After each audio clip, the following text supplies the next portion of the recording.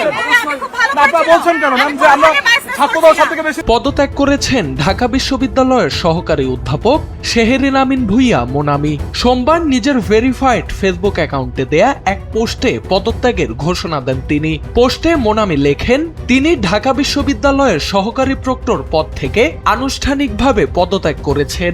শিক্ষকতা পেশা 7 বছরে কখনো এক মুহূর্তের জন্য প্রশাসনিক কোনো দায়িত্ব পালনের ইচ্ছা তার ছিল না।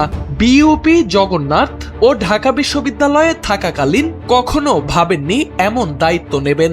ফলে 2024 সালে যখন সহকারী প্রক্টর হওয়ার প্রস্তাব পান, তখন নিজের ভেতরে বেশ উত্তেজনা কাজ করছিল।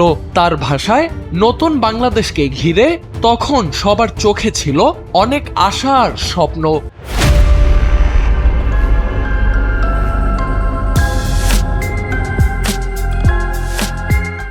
নিজের দেশ ও আলমা মেটারদের জন্য কিছু করতে পারা এর চেয়ে বড় সৌভাগ্য আর কিছু হতে পারে না।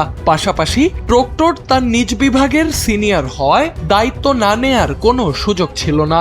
নিজের কাজের মূল্যায়ন প্রসঙ্গে তিনি বলেন, এই সময়ে কি করতে পেরেছেন কিংবা কতটা সফল হয়েছেন তার হিসেব তিনি করতে চান না। তিনি শুধু জানেন, একজন অসাধারণ মানুষের নেতৃত্বে এবং চমৎকার একটি দলের সঙ্গে কাজ করার এক অভাবনীয় অভিজ্ঞতা হয়েছে তার। জুলাই ও পরবর্তী উত্তাল সময়ের প্রসঙ্গ টেনে তিনি বলেন, এমন পরিস্থিতির মুখোমুখি আগে কোনো প্রক্টর কিংবা তার দল হয়নি, সম্ভবত ভবিষ্যতেও হবে না। নবনিযুক্ত প্রক্টর ও তার দলের প্রতি শুভকামনা জানালেও পদত্যাগের নির্দিষ্ট কোনো কারণ পোস্টে উল্লেখ করেননি ঢাবির সাবেক সহকারী প্রক্টর।